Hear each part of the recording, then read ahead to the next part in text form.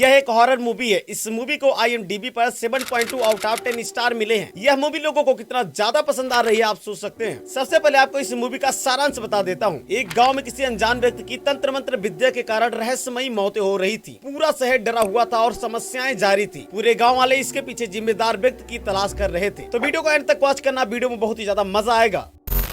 कहानी शुरू होती है 1979 में रुद्रवनम गांव से, जहां पर वेंकट चलपति और उनकी पत्नी पर गांव के निवासियों द्वारा बेरहमी से हमला किया गया। उन्हें भगाया गया और जला दिया गया। उनका मानना था कि उनके भयानक काला जादू के कारण गांव में कई मौतें हुई। मरने वाली महिला रुद्रवनम गांव को श्राप देती है और 12 साल बाद गांव के विनाश की आशंका जताती है। चलपति के छोटे बेटे भैरव को बाद में सरपंच हरिश्चंद्र प्रसाद के आदेश पर एक अनाथालय में भर्ती करा दिया गया था। उसके बाद कहानी 1991 में आ जाती है और एक कौवे के हमले के बाद एक निवासी सिद्धैया का लापता होने के एक सप्ताह बाद अनसुयम्मा अपने बेटे सूर्य और भतीजे के साथ एक स्कूल के निर्माण के लिए अपनी जमीन का एक हिस्सा देने के लिए अपने गांव रुद्रवनम का दौरा करती है और देवी मोदम्मा के सम्मान में आयोजित गांव के वार्षिक कार्निवल में भाग लेती है। हरिश्चंद्र प्रसाद की बेटी नंदिनी के साथ सूर्य की मुलाकात के बाद उसको प्यार हो जाता है। नंदिनी भी सूर्य से प्यार करती है, लेकिन उसे बताने से झिझकती है। उसके बाद सिद्धैया, जो जंगल में लापता हो गया था, अचानक से वो गाँव में आ जाता है और उसे कोई बीमारी हो गया था। वह सीधे गाँव के मंदिर में चला जाता है और वहीं पर मर जाता है, जिससे गाँव वाले अपवित्रता मानते हैं। उसके बाद मंदिर के मुख्य पुजारी ने पुरातत्व किताब के मदद से पूरे गांव को बताया कि देवी और उनके बच्चों यानी गांव वालों को अपवित्र किया गया है और सिद्धैया के मृत्यु के बाद गांव में और खून ना हो, उसको रोकने के लिए अगले 8 दिनों के लिए गांव को 8 दिशाओं में सील करना होगा। इस दौरान ना तो कोई गांव से आ सकता है, ना ही कोई गांव से बाहर जा सकता है और सभी धार्मिक फोटो को मंदिर में इकट्ठा किया जाना चाहिए। सूर्य और उसके परिवार को बाहर जाने की अनुमति दी जाती है, इस तथ्य को ध्यान में रखते हुए कि वह 18 वर्षों से गाँव में नहीं आए थे। सूर्य पुजारी के आदेश के अनुसार अपने माँ के साथ गाँव के बाहर चला जाता है, लेकिन इधर नंदिनी को दौरा आने लगता है। डॉक्टर नंदिनी को इंजेक्शन लगाने के लिए दवाइयां ढूंढता है, तब पता चलता है कि सभी दवाइयां नंदिनी से टूट गई थी। डॉक्टर सरपंच से कहता है कि अगर आधा घंटे में नंदिनी को इंजेक्शन नहीं दिया गया तो वह मर जाएगी। सरपंच भागते हुए इंजेक्शन लेने के लिए जाता है। इधर डॉक्टर भी इंजेक्शन मंगवाने के लिए बाहर कॉल कर देता है, लेकिन रास्ते में उस आदमी का एक्सीडेंट हो जाता है और वहाँ पर सूर्य भी पहुँच जाता है। जब उसे पता चलता है कि नंदिनी की जान को खतरा है, वह एक बाइक लेकर नंदिनी को दवा देने के लिए गाँव में चला जाता है, जिससे उसे 8 दिनों तक उसी गाँव में रहना पड़ता है। उसी रात सुधा, नंदिनी की करीबी दोस्त, अपने प्रेमी कुमार के साथ भागने के लिए अष्टदीप बंधन को तोड़ देती है। प्रेम कुमार और सुधा स्टेशन पर ट्रेन का इंतजार कर रहे थे, तभी अचानक से प्रेम कुमार को एक ट्रेन कुचल कर मार डालती है, जिसको देखने के बाद सुधा एकदम शॉक में चली जाती है। सुधा वहाँ से फिर से गाँव में जाने लगती है, लेकिन रास्ते में उस पर मधुमक्खियां हमला कर देती हैं, जिससे उसकी वहीं पर मौत हो जाती है। सुधा प्रेम कुमार के साथ भाग गई थी। जब यह बात उसके माता पिता को पता चलती है, वह अपने अपमान की डर से यह बात गाँव में किसी को भी नहीं बताते हैं और उन्हें यह भी नहीं पता था कि उसकी मौत हो चुकी है। उसके बाद गाँव में एक दूध वाले, जिसका नाम सूरी था, और सूर्य की चचेरी बहन पार्वती आत्महत्या कर लेती है, जिसे सूर्य बहुत ज्यादा प्यार करता था। इन सब की मौत कैसे हुई, यह बात सूर्य को बहुत परेशान करती है और एक RMP डॉक्टर के साथ हत्यारों की जांच करता है। अगले दिन एक अघोरा गांव में आकर सभी को बताता है कि गांव में किसी ने काला जादू कर दिया है और अष्टदीप बंधन हटाना पड़ेगा, लेकिन सभी गाँव वाले उसकी बात नहीं मानते हैं, इसलिए अघोरा वहाँ से चला जाता है। उसके बाद सूर्य जंगल में जाकर देखता है तो वहाँ पर सुधा की लाश मिलती है। उसके बैग में 2 टिकट भी मिलता है, जिससे सूर्य को पता चलता है कि सुधा और कुमार घर से भागने की कोशिश कर रहे थे। सूर्य स्टेशन पर कॉल करके पता करता है तो पता चलता है कि कुमार की ट्रेन एक्सीडेंट से मौत हो गई है। उसके बाद सूर्य को समझ में आ जाता है कि वह घोड़ा बिल्कुल सही कह रहा था। उसके बाद सूर्य पुजारी को बताता है कि सूर्य ने सुधा की मृत्यु देखी और पार्वती ने सूर्य को अपना गला काटते हुए देखा, जैसे कि सुधा ने कुमार की मृत्यु देखी। मतलब जो भी मरने वालों को सबसे पहले देखता है, अगली मौत उसी की हो जाती है। क्योंकि पार्वती के मृत्यु को सबसे पहले नंदिनी ने देखा था, इसलिए अब की बार नंदिनी को मरना था। तभी सूर्य नंदिनी की तरफ तेजी से भागता है और नंदिनी आत्महत्या करने के लिए कुएं में कूद जाती है, लेकिन सूर्य उसे बचा लेता है। लेकिन घर जाने के बाद नंदिनी को फिर से दौरा आने लगता है। तभी पुजारी गांव वाले से कहता है कि इस पर किसी आत्मा का साया है जो इस घर से आया है। इसी घर में वेंकट और उसकी पत्नी काला जादू कर रहे थे, जिसको सुनने के बाद सभी गांव वाले घबरा जाते हैं। इधर सूर्य डॉक्टर से पूछता है कि उस घर में क्या हुआ था। डॉक्टर बताता है कि 12 साल पहले इस गाँव में एक महामारी फैली थी। हर घंटे कोई न कोई एक बच्चा मर जा रहा था। मेरी हर कोशिश नाकाम हो रही थी। इसी बीच वेंकट चलपति अपने परिवार के साथ इस गाँव में रहने के लिए आया और वह सरहद के पास बस गया, लेकिन वो किसी से मिलता जुलता नहीं था। इधर पुजारी ने बताया कि इस गाँव में एक महामारी फैल गई है और हमें एक यज्ञ करना होगा। यह बात सुनकर गाँव वालों को थोड़ी राहत मिल गई थी, लेकिन उसी रात सिद्धैया ने, जिसकी मौत मंदिर में हुई थी, वेंकट चलपति को घर में एक छोटी बच्ची का लाश ले जाते हुए देख लिया और पूरे गाँव में एक अफवाह उड़ा दिया कि वेंकट और उसकी पत्नी गाँव में काला जादू कर रहे हैं। गाँव वाले अपने बच्चों के मौत से पहले ही परेशान थे। जब उन्होंने एक बच्चे के लाश पे काला जादू करते हुए देखा तो पूरे गाँव वाले उन दोनों को पकड़कर पेड़ में बांध कर जिंदा ही जला दिया। इस हादसे के बाद उस घर में किसी के चिल्लाने की आवाज सुनाई दे रही थी, इसीलिए पुजारी ने उस घर पर एक पूजा करके हमेशा के लिए उसे बंद करवा दिया। यह बात सुनने के बाद सूर्या और डॉक्टर वेंकट के घर पर जाते हैं। वहाँ सूर्या को वेंकट के बेटे भैरव के बारे में पता चलता है। सूर्या को उस पर शक हो जाता है। इधर पुजारी ने आदेश दिया और घोषणा की कि नंदिनी के बलि देने से घटनाएं समाप्त हो जाएंगी, लेकिन सभी गाँव वालों का विरोध करते हुए सूर्या ने नंदिनी को बेहोश कर दिया और 8 घंटे के भीतर समस्या का समाधान करने की कसम खाई। सभी गाँव वाले उसकी बात मान जाते हैं। सूर्या अनाथालय में जाकर भैरव के बारे में पता करता है। वहाँ के टीचर बताते हैं कि 12 साल पहले रुद्रवनम गाँव के सरपंच एक लड़के को छोड़ गए थे। वह बाकी बच्चों से अलग था, किसी से मिलता जुलता नहीं था। वह हमेशा मंत्र बोलता रहता था और किताब में अजीबो गरीबो चित्र बनाता रहता था। वह पेड़ के नीचे बैठकर कौवों से बातें करता था। हर रात में आश्रम से गायब हो जाता था और यह बात किसी को भी नहीं पता था। एक दिन आश्रम में काम करने वाली एक औरत ने उसे रात को जंगल की तरफ जाते हुए देख लिया। सब लोग आश्रम में उसका इंतजार कर रहे थे। तभी मकान मालिक ने उसे पकड़कर पूछा, तुम कहाँ गए थे? तभी भैरव मकान मालिक पर काला जादू करके वहाँ से भाग गया। वह कहाँ गया किसी को कुछ नहीं पता। सूर्या उसे ढूंढने के लिए जंगल में चला जाता है। वहाँ पर बहुत सारे अघोरी मिलते हैं। वहाँ पर वह अघोरी भी था जिसने गाँव वालों को खतरे से बचाने के लिए कहा था। यहाँ पर वह अघोरी सूर्य को बताता है कि वह पूरे गाँव को मारना चाहता है और ऐसा जादू करने के लिए उसे एक ऐसे स्थान पर जाना पड़ेगा जहाँ पर सूरज की रोशनी बिल्कुल भी ना पहुँच सके। अघोरी सूर्य को वहाँ पर ले जाता है जहाँ भैरव काला जादू कर रहा था। वहाँ पर सूर्य को पता चलता है कि भैरव ही कुमार था जिसकी ट्रेन एक्सीडेंट से मौत हो चुकी थी। यहाँ पर अघोरी को पता चलता है कि यह आत्मसमर्पण है, मतलब कि अपनी मर्जी से मरना। भैरव स्टेशन पर सुधा के सामने खुद को मारकर सुधा के अंदर घुस गया और सुधा के जरिए अष्टदीप बंधन को तोड़कर गाँव में चला गया। अगर कोई भी इंसान मरने वाले के आंखों में ध्यान से देख ले तो वह खुद को मारने के लिए मजबूर हो जाता है। रुद्रवनम में पुजारी के पास जो किताब है उसे एक नकली किताब के साथ बदल दिया गया है जिसे वर्तमान में उपयोग किया जा रहा है और गांव का ही एक आदमी भैरव का मदद कर रहा है। और सूर्य को यह भी पता चलता है कि नंदिनी का बलिदान गांव को खत्म करने के लिए एक धोखा है। उसके बाद अघोरा के साथ सूर्य गांव के लोगों को रोकने के लिए गांव में जाता है, लेकिन पड़ोसी गांव के अंधविश्वासी निवासी अपने गांव में मौतों के डर से उन्हें रोकते हैं। लेकिन सूर्य और अघोरी जैसे तैसे वहां पर पहुंच जाते हैं। सूर्य और अघोरी गांव में जाकर देखते हैं तो सभी गांव वाले उस समय बुरी शक्ति के बस में हो चुके थे, क्योंकि उन सब ने अपने खून का बलिदान दिया था। सूर्य हरिचंद प्रसाद को गलत समझकर ढूंढने के लिए उसके घर में जाता है। सूर्य को वहाँ पर पता चलता है कि नंदिनी वेंकट की बेटी थी जिसे हरिचंद प्रसाद ने बचाकर अपने घर में रख लिया था। इधर नंदिनी सभी गाँव वालों को जलाने के लिए मंत्र पढ़ना शुरू कर देती है। सूर्य गाँव वालों को बचाने के लिए नंदिनी से बहुत ही ज्यादा रिक्वेस्ट करता है। तब नंदिनी अपने पिता के बारे में बताती है कि वह लड़की की जान बचाने की कोशिश कर रहे थे। गाँव वाले बिना सच्चाई जाने उन दोनों को पेड़ में बांधकर जिंदा जला दिया था। तभी मैं और मेरा भाई भैरव हम एक साथ मिलकर कसम खाए थे कि पूरे गाँव को जलाकर खत्म कर देंगे और गाँव वालों पर तंत्र प्रयोग करने के लिए पुरातत्व किताब को अपने शैतानी किताब से बदल दिए थे। सूर्य नंदिनी को अपने प्यार का एहसास दिलाने की कोशिश करता है। नंदिनी सूर्य को मारना नहीं चाहती थी, इसलिए कहती है तुम यहाँ से चले जाओ। तभी भैरव नंदिनी के शरीर से सूर्य को मारने की कोशिश करता है, लेकिन नंदिनी ने जो सूर्य को माला दिया था उसकी वजह से उसे नहीं मार पाता है। सूर्य नंदिनी से बहुत ही ज्यादा रिक्वेस्ट करता है, लेकिन वो नहीं मानती है और गाँव वालों को जलाना शुरू कर देती है। तभी सूर्य अपने आप को चाकू मार लेता है, जिससे नंदिनी अपना पूजा छोड़कर बाहर चली जाती है और बताते हैं कि अगर तुम्हें यह पूजा रोकना है तो मुझे मारना पड़ेगा। और सूर्य नंदिनी को चाकू मार देता है, जिससे भैरव नंदिनी का शरीर छोड़कर चला जाता है और सभी गाँव वालों की जान बच जाती है। नंदिनी के दाह संस्कार के दौरान सूर्य ने गाँव वासियों से अनुरोध किया कि वे बुरी प्रथाओं के संबंध से मुक्त हो जाएं और चलपति के घर को एक स्कूल में बदल दे। वह नंदिनी के दिए माला को ध्यान से देखता है, जिससे उसकी आंखों में अजीब से चमक दिखने लगती है। आपको क्या लगता है इस मूवी का सेकंड पार्ट आना चाहिए या नहीं? कमेंट करके जरूर बताना और वीडियो को लाइक करके चैनल को सब्सक्राइब कर लेना। फिर मिलते हैं नेक्स्ट वीडियो में, तब तक के लिए बाय बाय।